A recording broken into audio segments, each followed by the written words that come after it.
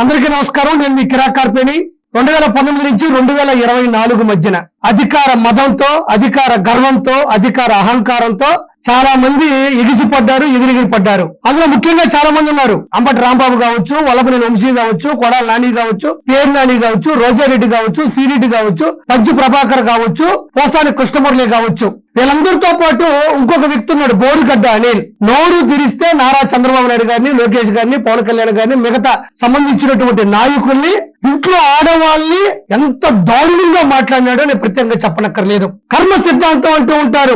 ఎక్కడైతే మనం తప్పు చేస్తామో అక్కడే కర్మ అనుభవించి అక్కడే శిక్ష కూడా పడుతుంది అంటారు. దానికి ప్రత్యక్ష ఉదాహరణ చాలా చూసాం. అందులో ప్రత్యేకంగా బోరుగడ్డ అనిల్. మరి బోరుగడ్డ అనిల్ అనేటువంటి వ్యక్తి తాడేపల్లి ప్యాలెస్ దగ్గరకు వచ్చి ఆయన బాధ ఆయన చెప్పుకుంటున్నాడు. ఒకసారి విందాం. అన్నను కలిసేదాకా ఈడే ఉంటాను నేను. ఎందుకంటే నాకు జరిగిన అన్యాయం అన్నకి చెప్పాలి. పార్టీలో ఇక్కడ ఇప్పుడు నీకు జరిగిన అన్యాయం అన్నకు చెప్పాలంటే అన్నకు జరిగిన అన్యాయం ఎవరు చెప్పాలా?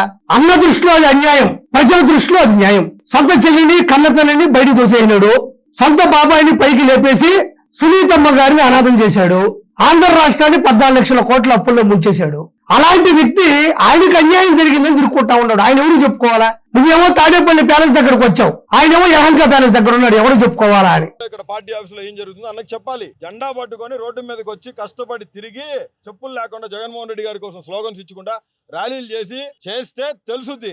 ఇగో ఈ మన బోరుగడ్డ అనిల్ అనే వ్యక్తి 2019 నుంచి 2024 మధ్యన అంత దారుణంగా దుర్భాషలాడుతూ ఉంటే, డైరెక్ట్ గా బూతుల మహిళల మీద ప్రయోగిస్తూ ఉంటే, ఆ రోజు జగన్మోహన్ రెడ్డి కనీసం బోరుగడ్డ అనిల్ మాకు మా పార్టీకి సంబంధం లేదు, లేదంటే బోరుగడ్డ అనిల్ ఆద్య ప్రయత్నం కూడా చేయలేదు. మరి ఎక్కడో ఉండే కాదంబరి జత్వాలను ముంబై నుంచి తీసుకొని వచ్చినటువంటి జగన్మోహన్ రెడ్డికి ఇల్లీగల్ గా 3 IPS పంపించి కాదంబరి జత్వాలను ఇక్కడ తీసుకొచ్చి హింసించినటువంటి జగన్మోహన్ రెడ్డికి దరిదాపు ఉండే బోరుగడ్డ అనిల్ ని ఆపే దమ్ము ధైర్యం లేదా? అది పెద్ద కష్టం కూడా కాదు. ఆ రోజు బోరుగడ్డ అనిల్ అనేవాడు చాలా అవసరం. ఆ బూతులు అలా అవమానపరచడం పార్టీకి ఏదన్నా ప్లస్ అవుతుందని జగన్మోహన్ రెడ్డి అనుకున్నాడు. సజ్జల రామకృష్ణారెడ్డి కూడా అనుకున్నాడు. కానీ బెడిసి కొట్టింది. ఈ రోజు ఎందుకు అనుకున్నాడు ఏమో, అతను జైలు కింద పట్టించుకోలేదు, ఇప్పుడు ఇంటి మీద కూర్చున్నా కూడా పట్టించుకోవట్లేదు. మరి ఆయన జెండాలు పట్టుకొని కష్టపడ్డాడంట. జెండాలు పట్టుకొని ఏ రోజు బోరుగడ్డ అనిల్ కష్టపడలేదు, బూతుల్లో పట్టుకొని కష్టపడ్డాడు. బూతుల్లో భవిష్యత్తు అనుకున్నాడు తప్ప ఏ రోజు అతను అంటే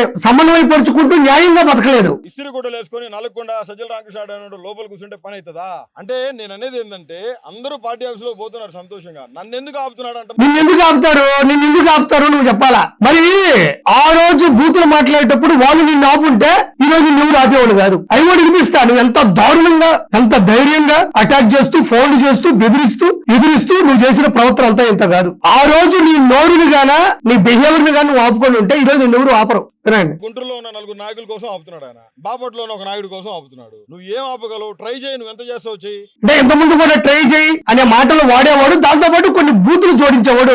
ఇప్పుడు మాత్రం ట్రై చేయి అనే పదాలు మాత్రం వాడుతున్నాడు. నేను ఇక్కడ గుడిసేసుకొని రోడ్ లో ఒక చిన్న మంచం వేసుకొని పడుకొని జగన్ కోసం పనిచేస్తానికి సిద్ధమైన ఇప్పుడు కూడా ఏం మాట్లాడుతున్నారు లోపల పార్టీ ఆఫీస్ లో, పార్టీకి వ్యతిరేకంగా వచ్చి కూర్చున్నాడని. నేను ఏమన్నా 10,000 మంది ధర్నా వేసుకొని కూర్చున్నానా? నేను చాలా పీస్ఫుల్ గా జగన్మోహన్ రెడ్డి గారిని కలిసేదానికి లోపలికి పోనీపోతే ఇక్కడ బయట కూర్చున్నా. నేను లోపలికి పిలిచి నేను అన్నాను కలిసా కదా పోయి, జగన్మోహన్ రెడ్డి గారి కోసం వెయిట్ చేస్తాం. జగన్మోహన్ రెడ్డి గారితో నేను నా భార్య వెళ్ళి మాట్లాడతాం. మాకు జరిగిన అన్యాయం ఆయనకి చెప్తాం. ఎందుకంటే ఇవన్నీ ఆయనకి తెలియదు. అదే విధంగా బోరుగడ్డ అనిల్ జగన్మోహన్ రెడ్డిని కలిస్తే ముందు అసెంబ్లీకి కూడా పంపించావు, తర్వాత పులివెందులకు సంబంధించి ఎమ్మెల్యే అతను పులివెందులకు కూడా పంపించావు, ప్రజల మధ్యకు పంపించావు. ఆయనకి నువ్వు కూడా న్యాయం చేయాలని కోరుకుంటున్నా. అయితే గతంలో ఇదే బోరుగడ్డ అనిల్ ఏం మాట్లాడాడో ఒకసారి విన్నాం. నేను తలుచుకుంటే నా కొడుక 8:30-9 నీ నాయకుడు వాడి కొడుకు మేము తోపులు అని కాలు ఎగరాస్తున్న కొడుకులు మొత్తం తలకాయలు పార్సిల్ చేస్తా నా కొడుక. తలుచుకుంటే గుర్తుపెట్టుకో నా కొడుక. రే చంద్రబాబు నాయుడు 420 నా కొడుకును, ఎన్టీఆర్ కుటుంబాన్ని నాశనం చేసిన నా కొడుకు, బొల్లివేత్తో అనుభవిస్తున్నా నా కొడుకు. ఇప్పుడు సీఎం ఆర్డర్ ఇస్తే అబ్బాయి కొడుకు నేను లేపుతా. నేను ఆల్రెడీ చెప్పా, చంద్రబాబు నాయుడు గారికి చెప్పా, లోకేష్ గారికి చెప్పా, నీకు కూడా చెప్తున్నా. నీ అమ్మ లంజా కొడుక విను. జగన్మోహన్ రెడ్డి జోలికి వస్తే ఏ నా కొడుకు చంద్రబాబు నాయుడైనా, వాడమ్మ నా కొడుకు, వాడయ్య ఖర్జూర్ నాయుడైనా, లోకేష్ గాడైనా, నా కొడకల్లారా రాత రాసిన భగవంతుడు కూడా మిమ్మల్ని కాపాడలేడు. రాసి పెట్టుకోండి లంజా కొడుకల్లారా. అయితే ఇది సాక్షాత్తు జగన్మోహన్ రెడ్డి అధికారంలో ఉన్నప్పుడు జగన్మోహన్ రెడ్డికి తెలిసి జగన్మోహన్ రెడ్డి ప్రతి వీడియో వింటూ ఎంకరేజ్ చేస్తూ ముందుకు తీసుకెళ్లిన వీడియోలు ఇవి. ఇక్కడ చంద్రబాబు నాయుడు గారి గురించి, వాళ్ళ నాన్నగారు గారి గురించి, నారా లోకేష్ గారి గురించి, మిగతా నాయకుల గురించి ఎంత దారుణంగా మాట్లాడినాడు వినండి. అవి నేను మళ్ళీ వినిపించే ప్రయత్నం కూడా చేయను, దాని గురించి నేను మాట్లాడదలుచుకోలేదు. ఎంత దారుణంగా తప్పులు చేస్తే చాలా వరకు చెప్తారు ఈ జన్మలో తప్పు చేస్తే మరో జన్మలో అనుభవిస్తామని, కానీ ఈ జన్మలో ఇంత దారుణంగా తప్పు చేస్తే ఈ జన్మలోనే రిజల్ట్ వస్తుందని చెప్పడానికి ప్రత్యక్ష ఉదాహరణ బోరుగడ్డ అనిలు. ఇక్కడ గంట టైం ఇస్తే అబ్బా కొడుకులు లేపేస్తా, కుటుంబంలో ఆడవాళ్ళని కూడా అనుసంధానం చేస్తూ మాట్లాడేటువంటి మాటలు ఎంత దారుణంగా ఉన్నాయంటే నేను మళ్ళీ వినిపించే ప్రయత్నం కానీ చెప్పే ప్రయత్నం కూడా చేయనక్కర్లేదు. ఈ బోరుగడ్డ అనిలు ఆ తర్వాత చూడండి జైలుకి వెళ్ళాడు. కట్ చేస్తే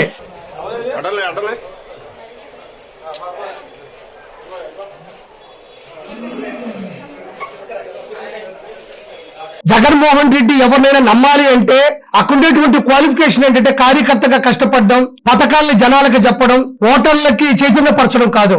ఎదుటి పార్టీ వాళ్ళ ఆడవాళ్ళని బూతులు పెట్టడం, వాళ్ళని టార్గెట్ చేయడం, క్యారెక్టర్ అసాసినేషన్ చేయడం, దొంగతనాలు చేయడం, కిడ్నాప్లు చేయడం, ఇలాంటివి చేస్తే జగన్మోహన్ రెడ్డికి నచ్చుతారు. జగన్మోహన్ రెడ్డి కంట్లో పడాలి అంటే, జగన్మోహన్ రెడ్డి ఇంటికి వెళ్ళాలి అంటే జగన్మోహన్ రెడ్డిని పర్మిషన్ అక్కర్లేదు, జగన్మోహన్ రెడ్డి పిఎల్ కలవక్కర్లేదు. చంద్రబాబు నాయుడు గారి యొక్క కూటమి ప్రభుత్వం ఉంటే ఎవరినైనా బూతులు తిడితే, క్యారెక్టర్ అసాసినేషన్ చేస్తే లేపేస్తానని వార్నింగ్లు ఇస్తే అది జగన్మోహన్ రెడ్డి ఆ వీడియోల మొత్తాన్ని ఇంటికి తెప్పించుకొని మరి చూసుకొని మురిసిపోయి వాళ్ళు కలిసే ప్రయత్నం.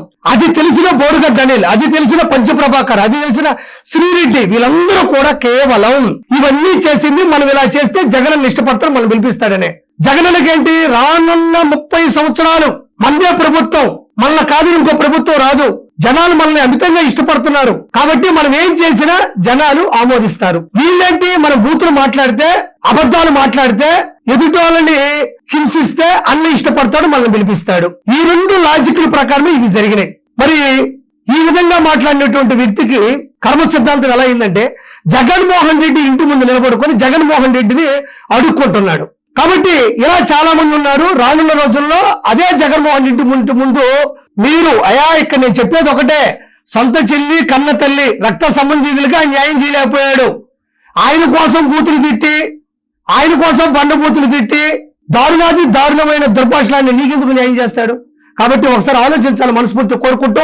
ఇలాంటి బోరుగడ్డ అనిల్ లాంటి వాళ్ళు చాలా మంది ఉన్నారు. వాళ్ళందరికీ కూడా కర్మ సిద్ధాంతం వర్తిస్తుందని మనస్ఫూర్తి కోరుకుంటూ థ్యాంక్ యూ సో మచ్.